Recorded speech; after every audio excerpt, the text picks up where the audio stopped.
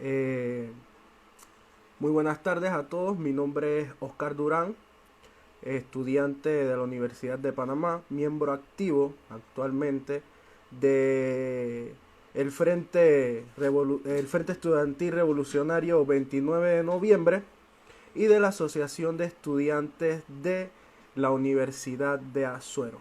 Quiero comenzar este conversatorio haciendo énfasis, ya que el día de mañana se cumplen 42 años de una gran figura en lo que es el Frente Estudiantil, que fue la muerte de Jorge Antonio Camacho Castro, quien fue un dirigente y estudiante que se graduó del Instituto Nacional en el año 1975, donde se destacó como dirigente del Frente Estudiantil Revolucionario 29 de noviembre. Ingresó a la Universidad de Panamá en la Facultad de Filosofías, Letras y Educación. Mañana 14 de junio se conmemoran los 42 años de su asesinato. En esos días se esperaba la llegada del entonces presidente de los Estados Unidos, Jimmy Carter, a Panamá en los procesos de ratificación de los tratados Torrijos-Carter. Esa noche del 14 de junio de 1978 en el campus de la universidad se produjo un apagón eléctrico, dejando esa área vulnerable. Ocurrido un tiroteo donde varios militares de organizaciones fueron afectados, el cual Camacho fue alcanzado por una bala que le causó la muerte. Jorge Antonio Camacho Castro se mantuvo siempre militando y ofreciendo sus conocimientos con una ideología socialista, donde se destacó como uno de los más sobresalientes en oratoria y nunca le temía a nada. Siempre rechazó cualquier intento de comprarlo, donde resistió ataques físicos y nunca doblegó por las amenazas a sus vidas. Esto fue un poco de la historia de esta figura estudiantil, la cual mañana se conmemoran, como lo hemos dicho, 42 años de su muerte, y como miembro de esta asociación esto hay que darle mérito y esto darlo a conocer. Estamos esperando que la magíster Maribel Gordón se conecte para comenzar este conversatorio. De igual forma, mientras estamos aquí eh, transmitiendo, esperándola, pueden hacer cualquier tipo de pregunta que quieran hacerle a la magíster para, eh, para hacerla mediante se va dando este conversatorio.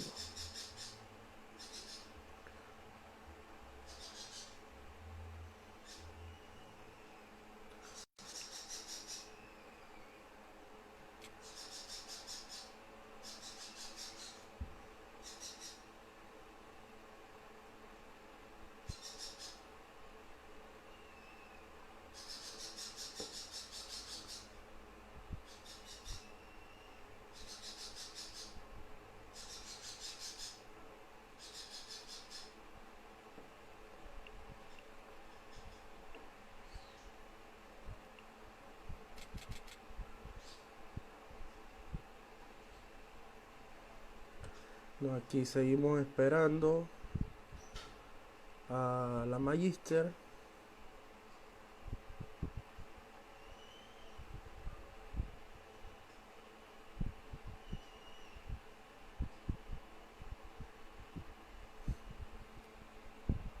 Y bueno, sí, esto, por mientras las esperamos, los temas de hoy son sobre economía, ya lo que sería enfrentando lo que sería esta conocida pandemia, la cual ataca eh, todo lo que tiene que ser con economía nacional, ya que la economía por un tiempo fue paralizada, lo cual ha hecho que se hayan bajado los niveles económicos dentro y fuera del territorio nacional. Otro tema que vamos a acaparar dentro de este conversatorio ha sido el nuevo recorte presupuestario de todas las universidades, pero tomando en consideración la Universidad de Panamá, ya que es nuestra sede de estudios, que en lo personal no me parece justo este recorte presupuestario, y lo analizaremos más a fondo con la economista y magíster Maribel Gordón. Veamos si se ha conectado.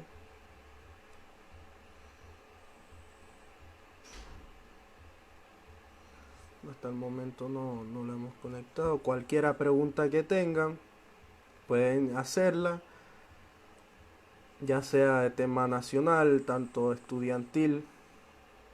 También podemos hablar mientras esperamos un poco de lo que es la salud social. Cualquier tema que tengan por preguntar. Puede ser ya... Sí, ya. Ven acá, Lenin. Ven acá.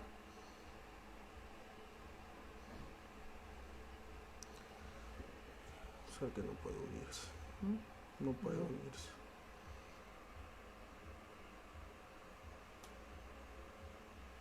¿Qué?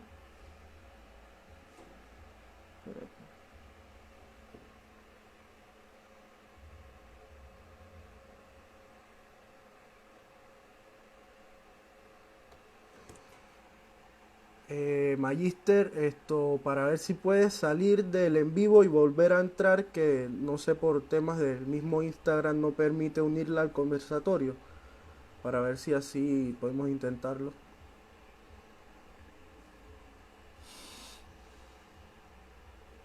Ok, ya mando una invitación para entrar.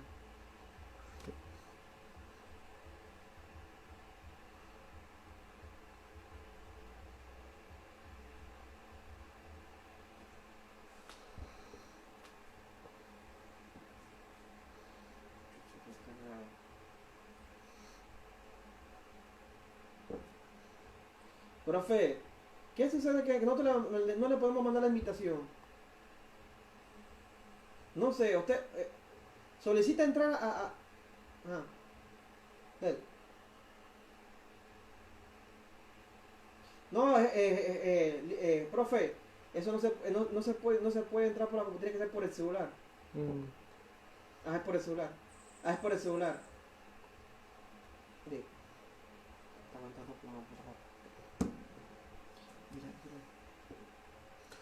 Estamos esperando que la Magister se conecte, ya que estaba intentando abrir desde la computadora y desde la computadora no puede entrar al live, así que estamos esperando que se reconecte desde su teléfono para comenzar este conversatorio. Muchas gracias a todos aquellos que están anuentes a este conversatorio. Ya saben que cualquier tipo de pregunta eh, que tenga que ver con estos temas pueden hacerla y enseguida se toma en cuenta.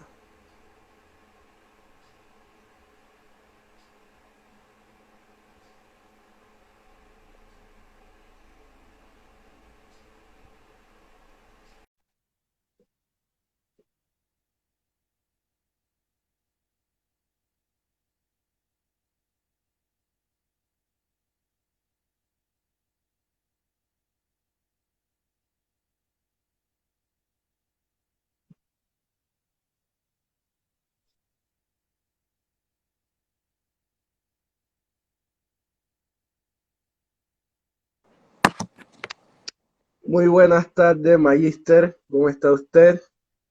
Buenas tardes, compañero, ¿cómo le va?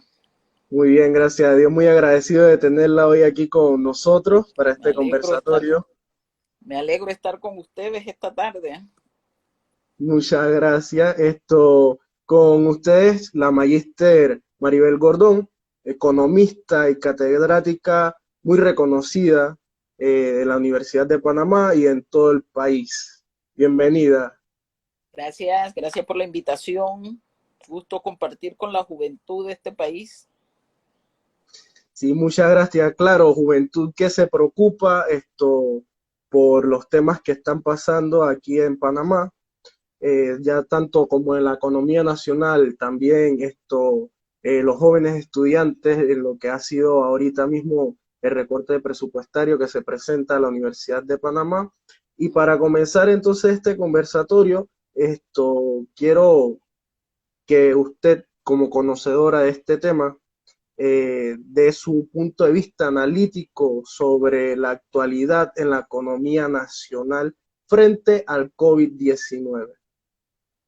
Sí, muchas gracias. Yo creo que para hablar de la situación actual es necesario remontarnos un tanto antes del COVID. ¿Y por qué digo que es importante? Por varios factores.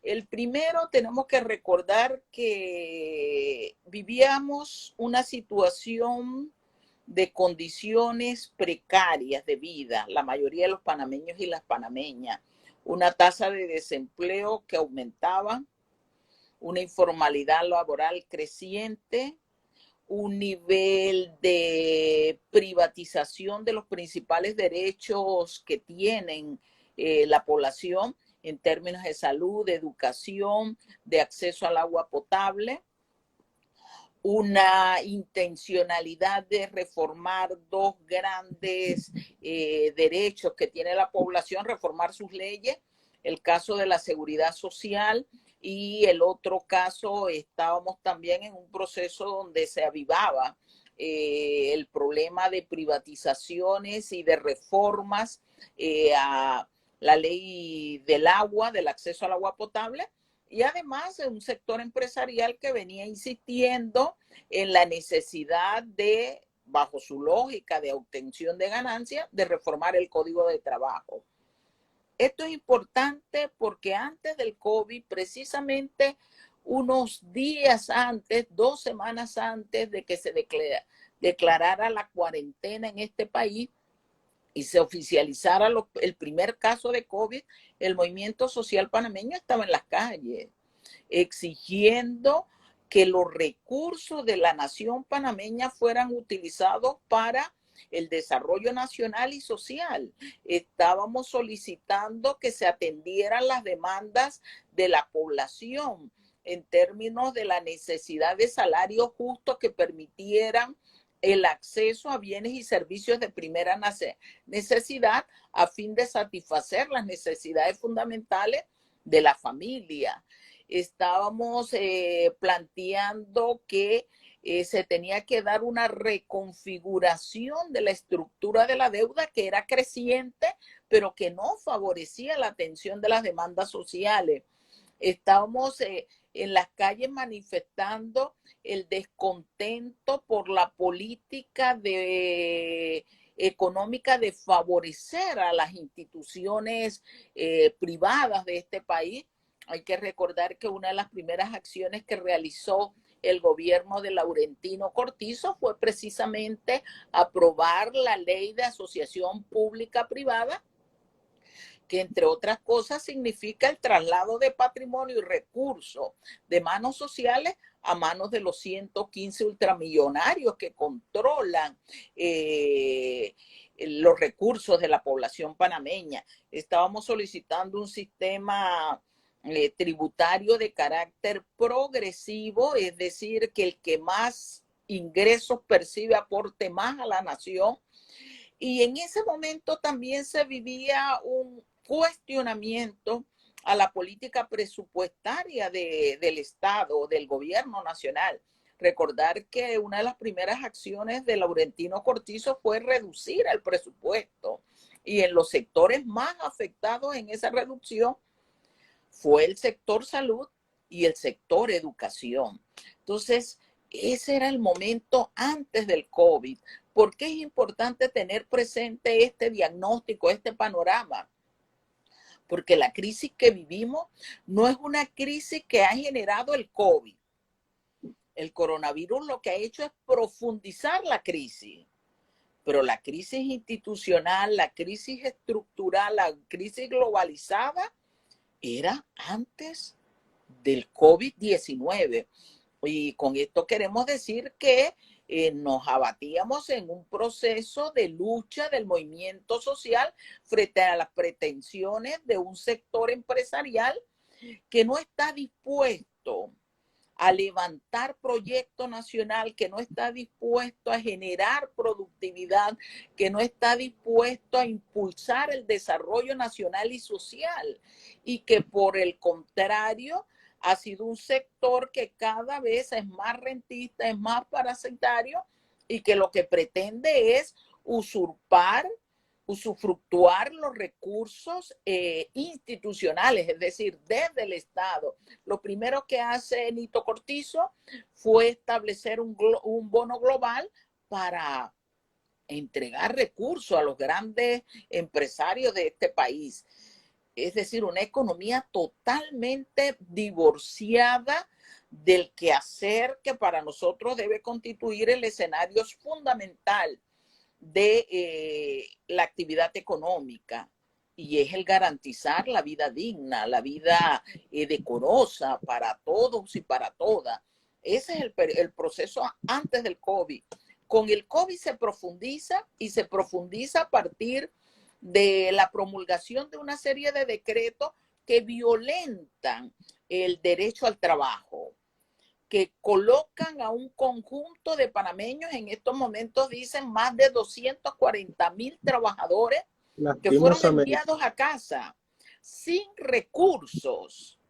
Entonces esto agrava aún más la situación de casi 700,000 personas que estaban en desocupación y unas 96,000 personas que se encuentran efectivamente en informalidad laboral.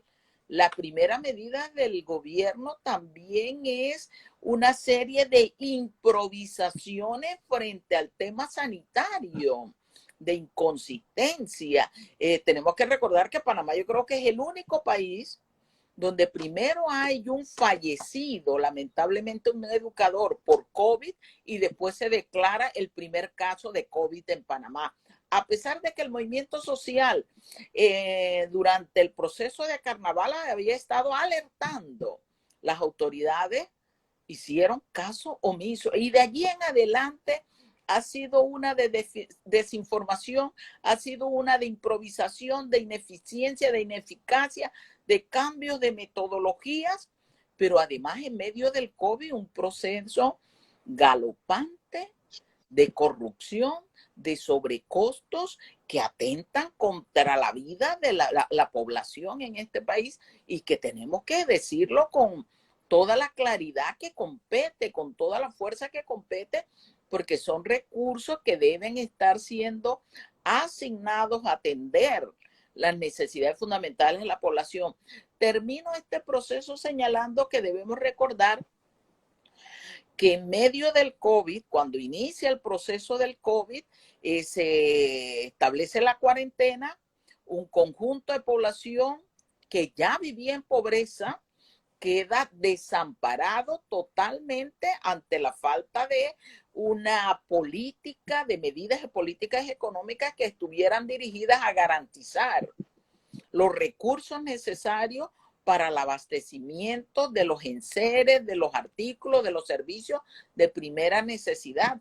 Y por eso es que nosotros, por ejemplo, abanicamos una consigna fundamental que refleja el clamor de la población: cuarentena sin hambre.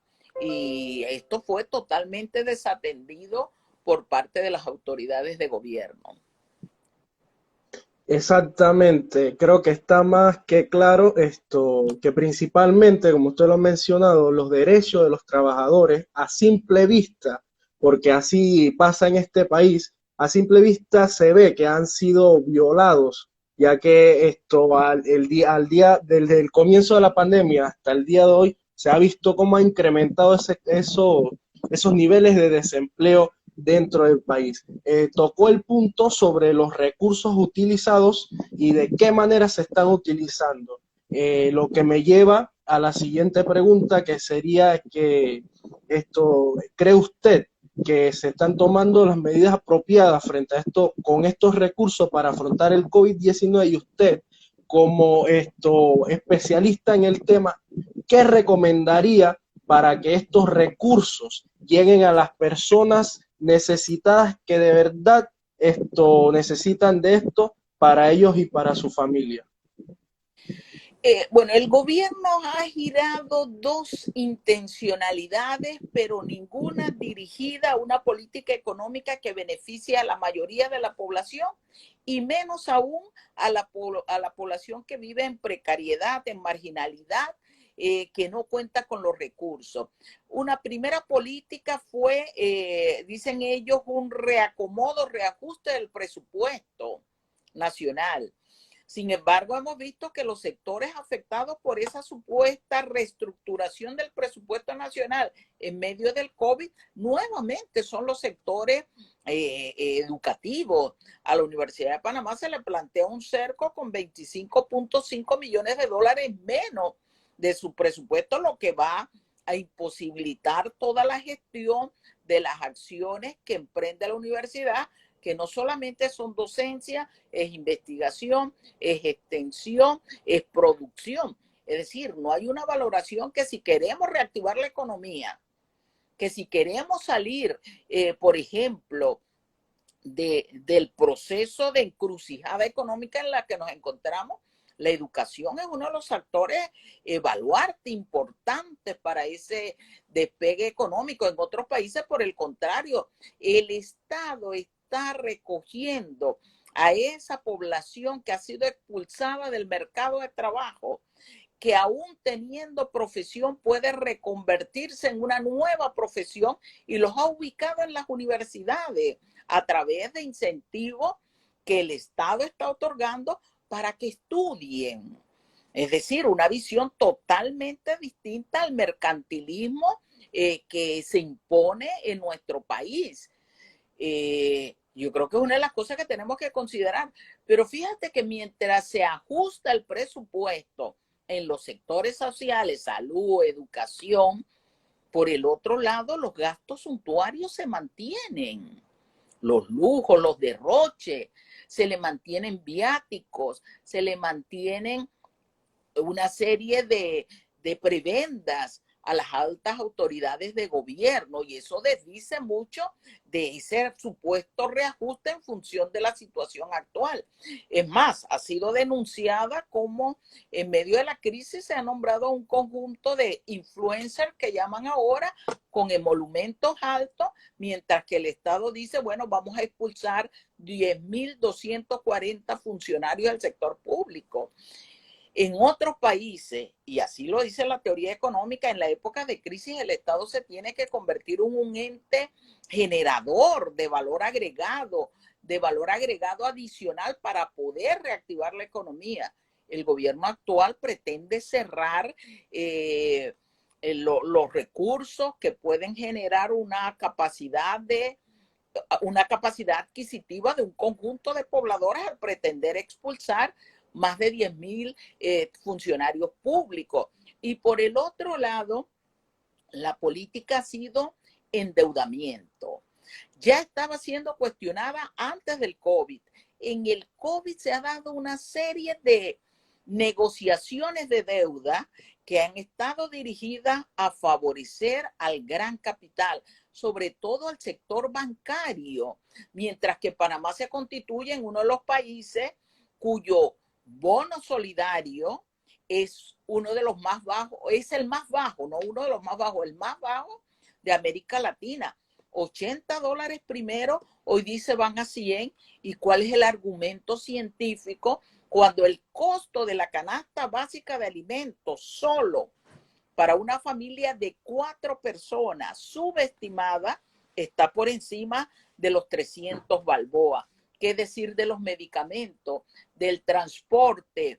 Entonces es parte de la cotidianidad que estamos viviendo, y que desdice una política de cara a reactivar la economía para todos y no para los grandes sectores empresariales, para esos 115 ultramillonarios de los cuales hemos venido denunciando, y solo para algunas actividades económicas. Los pequeños y medianos productores han estado protestando, El productor directo ha estado protestando, señalando que efectivamente los supuestos recursos que se están dando para recuperar empresas y actividades solo llega al gran capital, a los grandes empresarios. Este país requiere de reactivar capacidad adquisitiva en la población y para ello es necesario, uno, garantizar las fuentes de empleo que tenemos, los salarios y generar nuevas fuentes de empleo. Dos, requerimos efectivamente una dinámica que apunte a los sectores productivos, fundamentalmente a la producción de alimentos y a reactivar, a crear, a apoyar a la micro y pequeña empresa, que son las que mantienen la dinámica de la economía doméstica. Eso no se está haciendo. Sí, claramente esto, como usted lo mencionó ahí, y es algo que es una realidad muy lastimosa, muy lamentable aquí en Panamá, es sobre los bonos, los llamados bonos solidarios, ya que se presenta aquí en Panamá una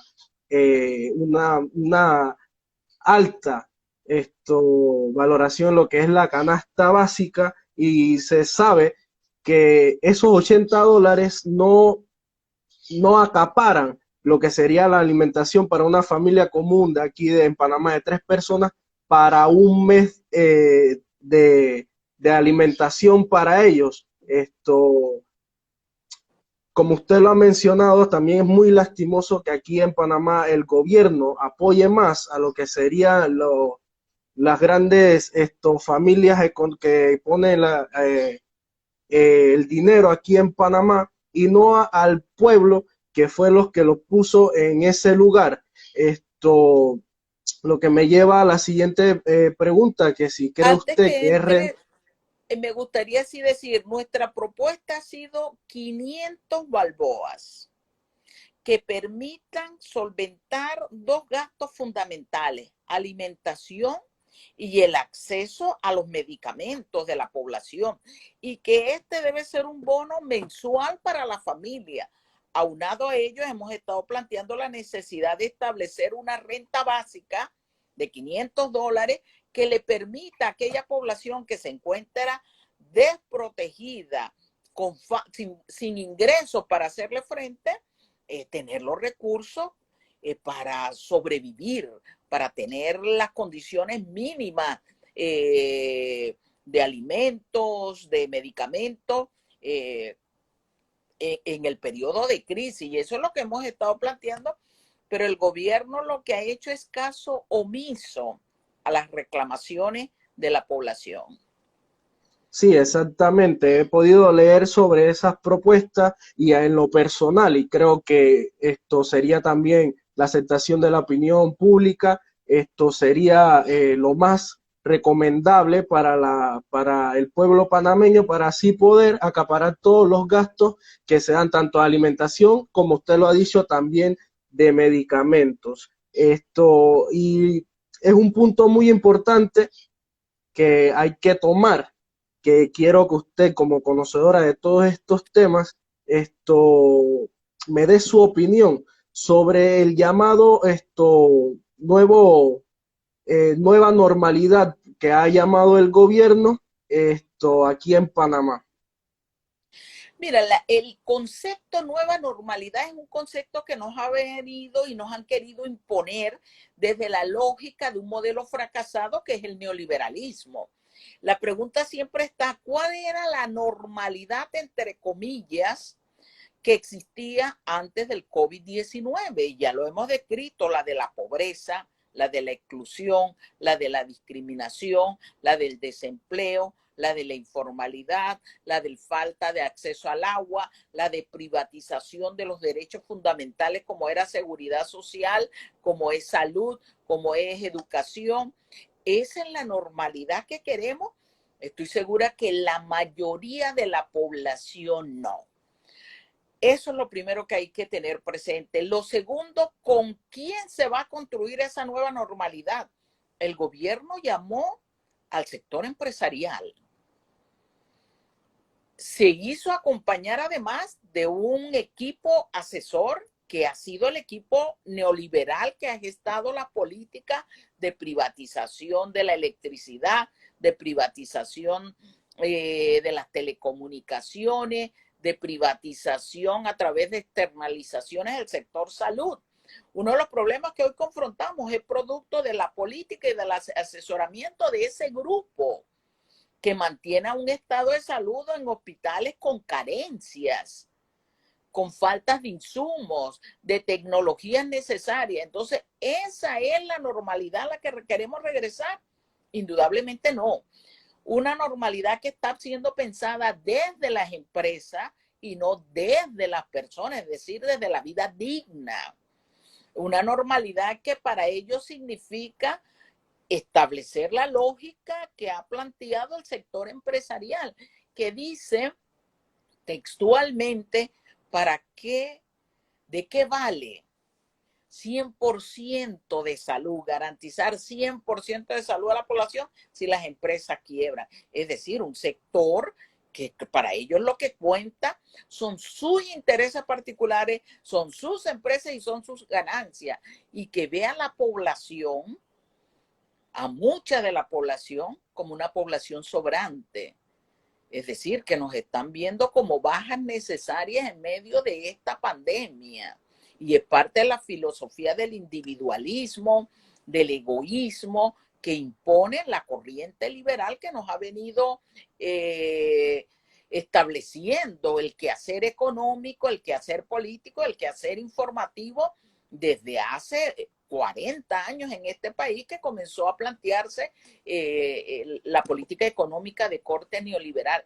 Entonces nosotros esa normalidad la rechazamos, cuestionamos ese concepto de carácter neoliberal y lo que planteamos es que tenemos que construir esa sociedad de la esperanza, esa sociedad que ponga como centro del quehacer social la vida digna, esa sociedad que garantice justicia y equidad social, que promueva el desarrollo de los sectores productivos, agro e industria, fundamentalmente en lo que es producción de alimentos para garantizar seguridad y soberanía alimentaria. Estamos planteando promover a los sectores de micro y pequeño empresarios, que son los que tienen intereses en economía doméstica. Estamos señalando que es necesario garantizar el empleo digno con los salarios justos, es decir, tenemos que garantizar fuentes de empleo, poder adquisitivo de la población para que pueda cubrir sus necesidades. Estamos planteando un rechazo a toda la política reduccionista de los derechos, es decir, no quieren reducir o eliminar el derecho a la salud, a la educación, a la vivienda, al agua, al trabajo, e imponer la mercancía por encima de cualquier otro parámetro.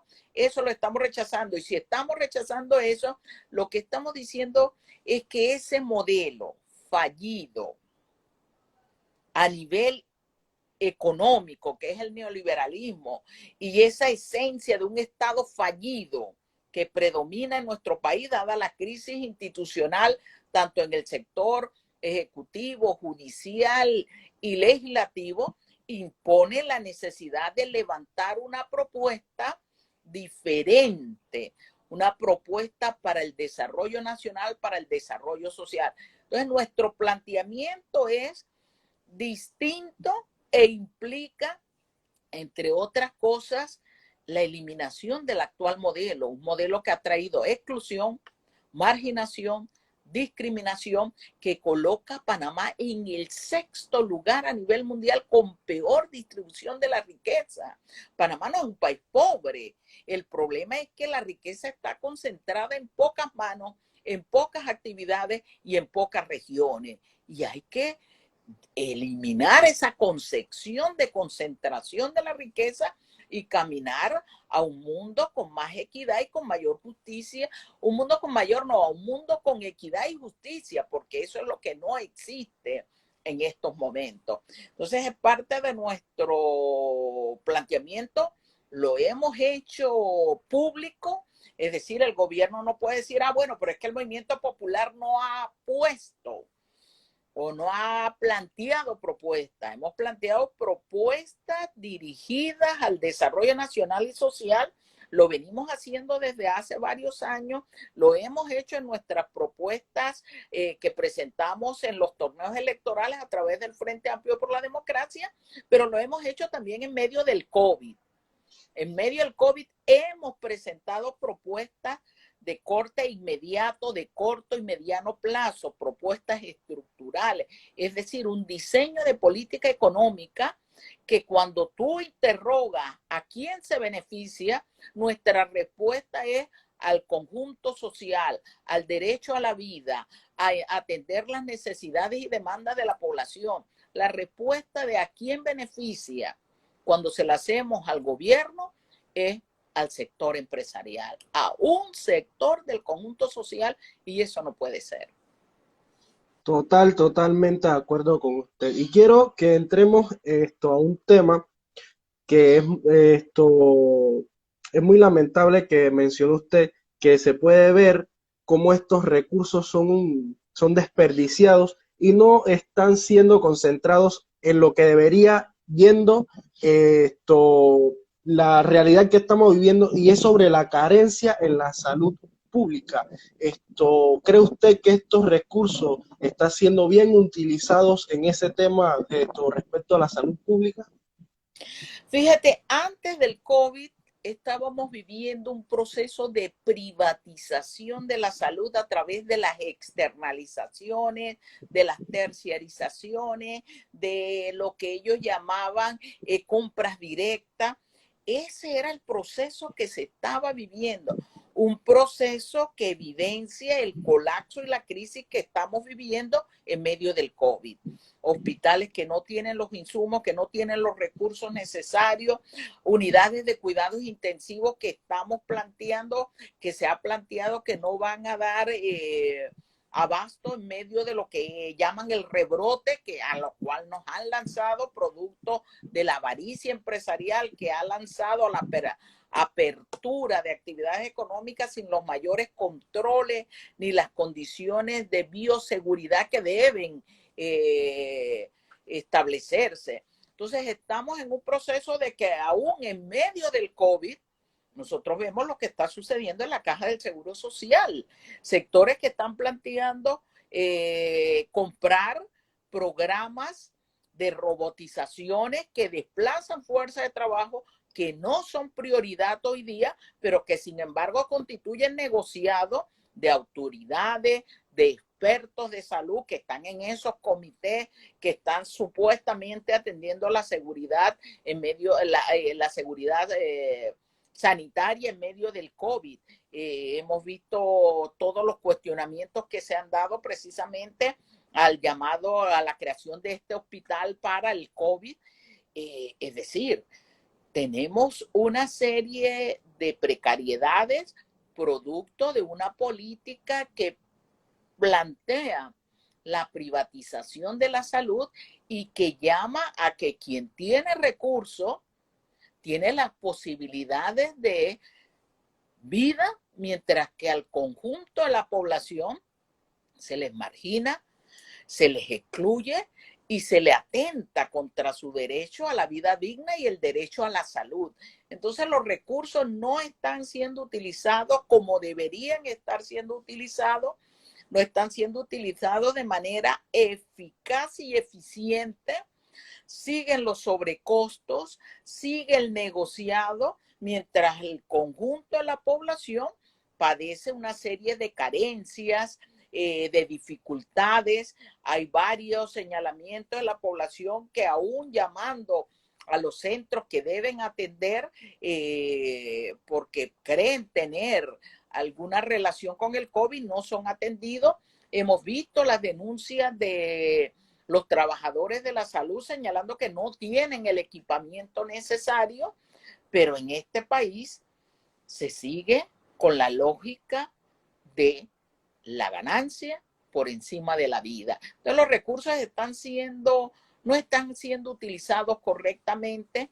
Nosotros creemos que hay que hacer un reordenamiento, un replanteamiento que esté dirigido en este momento a focalizar las necesidades particulares que se tienen en materia para atender las condiciones de salud, las condiciones sanitarias, de bioseguridad, en términos de enfrentar la pandemia. Pero en términos estructurales, nosotros seguimos insistiendo en el elemento que la salud tiene que ser vista con una visión preventiva y no curativa. Obviamente para los neoliberales, para los empresarios, para el gobierno, para la partidocracia que está avalando estas conductas del gobierno, porque ya ellos también la han planteado, el negocio está en la enfermedad, no en prevenir la enfermedad, sino en la enfermedad. Y esto es una filosofía perversa, una filosofía inhumana, una filosofía que niega el derecho a la vida, a la salud de los panameños y las panameñas. Entonces nosotros creemos que en lo estructural tenemos que caminar a garantizar ese derecho a la salud y por ende al carácter público de la salud. En otros países, en medio del COVID, se ha establecido el carácter público de todas las instituciones que tienen que ver con salud. En Panamá se privatiza y lo que hemos visto es que una prueba para ver si usted tiene COVID o no, mientras que decía el Ministerio de Salud que tenía un valor de $23, en hospitales privados llegaron a tener valores hasta de $600. Esa es la salud librada al mercado que impone el neoliberalismo, los empresarios, los partidos políticos tradicionales, los diputados. Es decir, aquí hay una estructura que insisten en imponer unas medidas de política económica donde se sigue avasallando a la población panameña. Sí, lastimosamente esa es la realidad que vivimos aquí en Panamá. Muchas gracias, Mayiste, por este análisis de lo que es la economía nacional. Ahora quiero darle paso al siguiente punto que preocupa mucho a la juventud estudiantil y es el tema del recorte presupuestario. Que se está dando principalmente en la Universidad de Panamá, que ha dado tantos profesionales, incluso profesionales que están dentro de la política actual,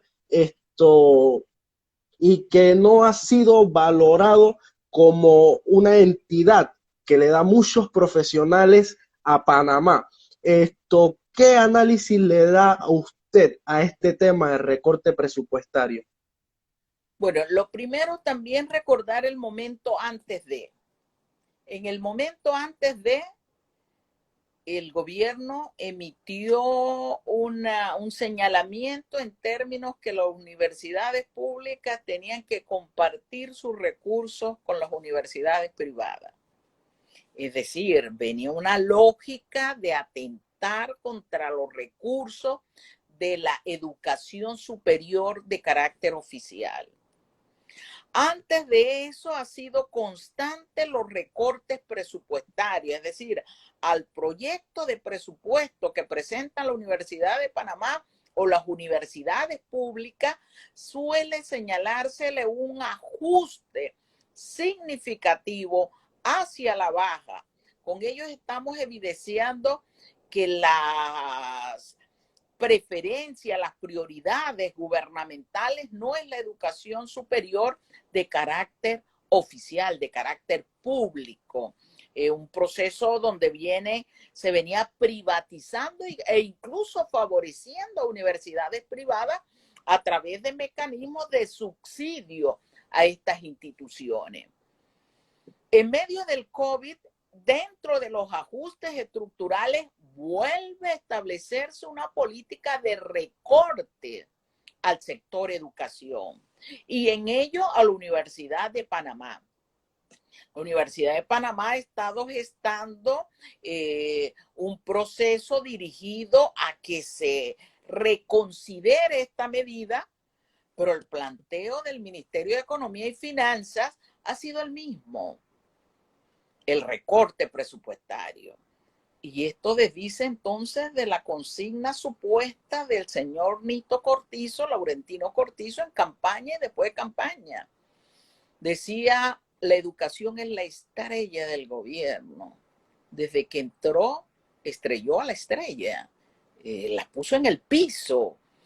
La educación es parte de la reconstrucción, de la recuperación económica para el desarrollo. El problema es que aquí, cuando hablamos de economía, se quiere centrar solo en crecimiento, que es el comportamiento del Producto Interno Bruto, en el cual queda acumulado en pocas manos, pocas actividades y pocas regiones. Y no se valora el desarrollo económico. Decía hace un momento que hay países que en este periodo están apostando a la educación superior, e invirtiendo y canalizando las posibilidades de generación de empleo y de generación de recursos a la población a través de las universidades. No es lo que sucede en Panamá. Olvidan que al mismo tiempo ellos están mandando a la informalidad laboral o al despido a una gran cantidad de jóvenes que estudian para pagarse una universidad privada, que hoy han sido desplazados sin derecho a ningún tipo de recurso, y que obviamente bajo la visión mercantil que se tiene de la educación en los centros privados, no han querido establecer un mecanismo que le permita efectivamente reducir el precio de las colegiaturas, de las matrículas, de las mensualidades en la escuela, en las universidades privadas. ¿A dónde va a parar esa población? A las universidades públicas. Muchos de ellos abandonarán la educación. Esto debe ser un tema de preocupación del gobierno y debe dar pie efectivamente a brindar los recursos para colocar a esa juventud en aras de su formación. Pero no es lo que está sucediendo.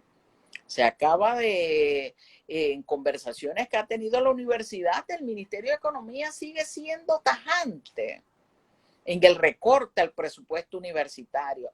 Una universidad que a duras penas ha podido empezar lo que han llamado la educación virtual, sin ningún respaldo al estudiantado, que ha tenido en estos momentos que confrontar una serie de gastos, de costos, que no tenía presupuestado: el acceso a la data, al internet, a los equipos, para poder establecer el proceso de aprendizaje en este periodo de pandemia. A mí me llama la atención, bueno, no me sorprende. Ellos son de la lógica que solo una cúpula privilegiada de la población va a tener derecho al acceso a la educación superior. Estamos de acuerdo. Para ellos, el sector empresarial lo viene gestando desde hace mucho tiempo, diciendo que este país no necesita ni licenciados, ni magísteres, ni doctorados, ni PHs, ni posgrados, sino a lo máximo técnico. Entonces es parte de esa configuración de una medida de política económica que niega, que reduce el derecho a la educación básica, a la educación media, a la educación premedia, a la educación superior.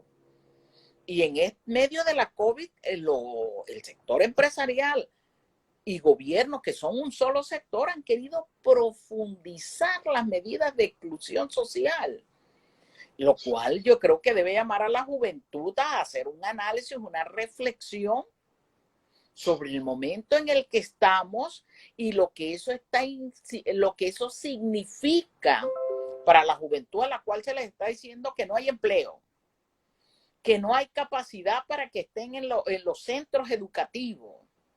Y aquí hago un paréntesis: si valoramos la educación de la media y la premedia oficial y la particular, la ministra se ha preocupado por la educación particular.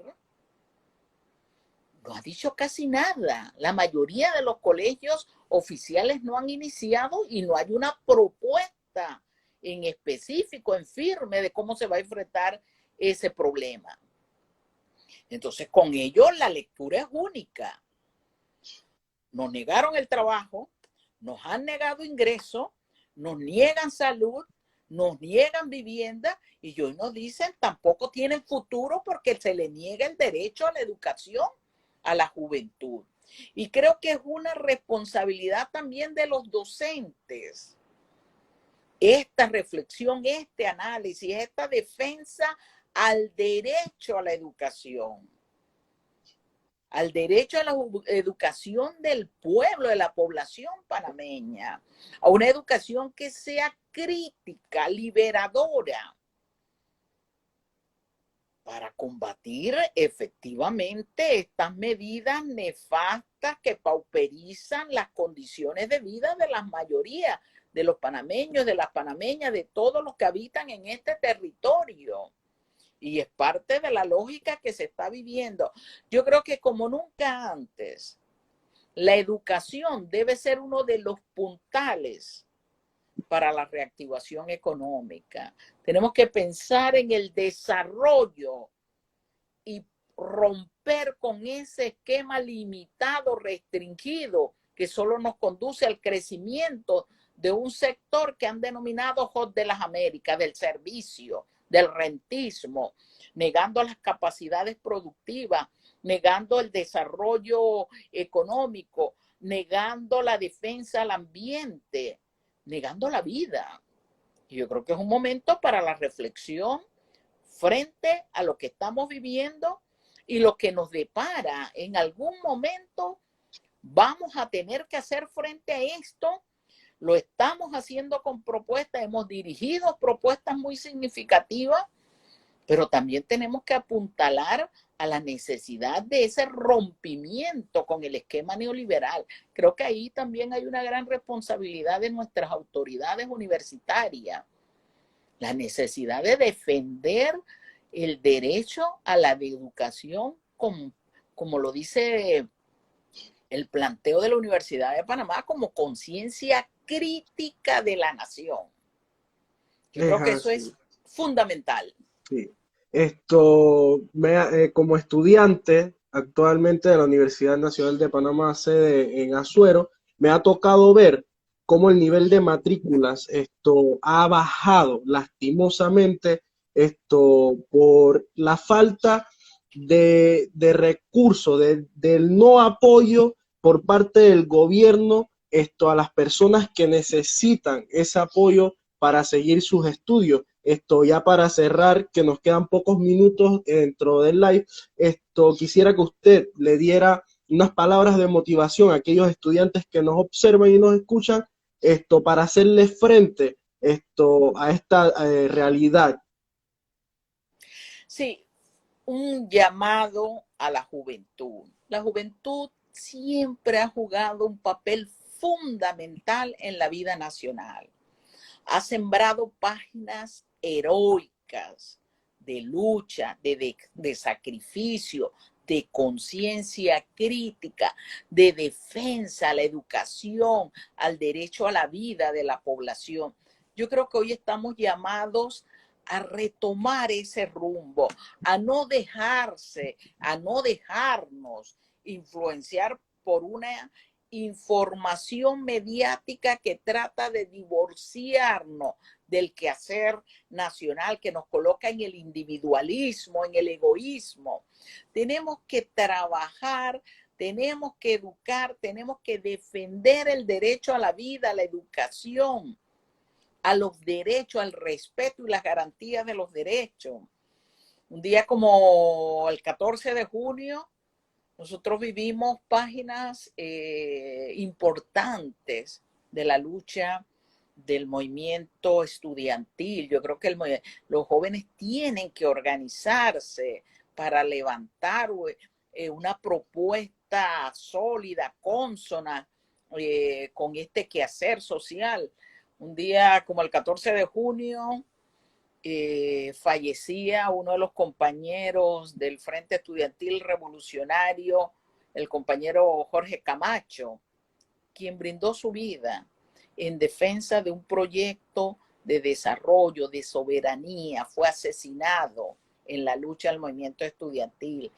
Yo creo que esos momentos tienen que servir de reflexión a la juventud, precisamente para organizarnos, para estudiar, para concientizarnos. Cuando nos organizamos, cuando nos concientizamos, somos sujetos que tenemos claro que debemos defender el derecho a la participación y a la toma de decisiones, derecho que se nos está negando y que creo que a veces con mayor fuerza se le niega a la juventud, a la cual se le cuestiona, se le margina. No hay una incorporación de la juventud a las políticas económicas, a las políticas sociales, sino que se les utiliza en los procesos clientelistas electorales. Entonces, mi llamado es eso. Tenemos que tomar conciencia del papel que juega y ha jugado la juventud y sigue jugando la juventud. Yo creo que debates, reflexiones sobre los temas nacionales son importantes. Recordar también la inspiración de todo lo que han sido las gestas históricas que ha liderizado la juventud panameña.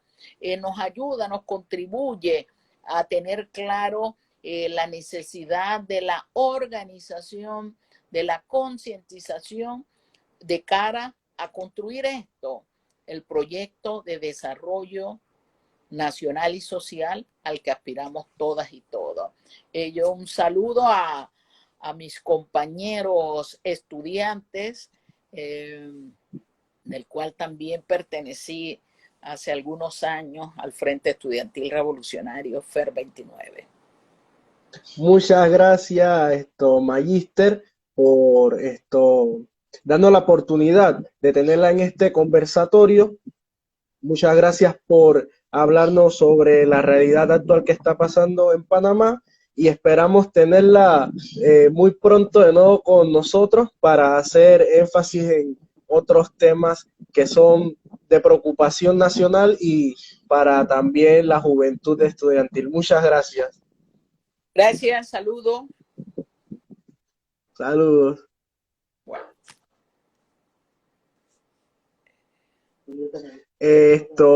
Bueno, muchas gracias a todos aquellos que nos observaron el día de hoy. Esto está hecho para ustedes, para despertar a la población, para que se haga algo para cambiar este país, el método en que se maneja, porque ya nosotros somos la juventud y a partir de nosotros está el cambio. Los invito al siguiente live el día sábado con nuestras compañeras Loreni y Verónica, actuales miembros del Frente Estudiantil Revolucionario 29 de noviembre, y muchas gracias por estar con nosotros el día de hoy.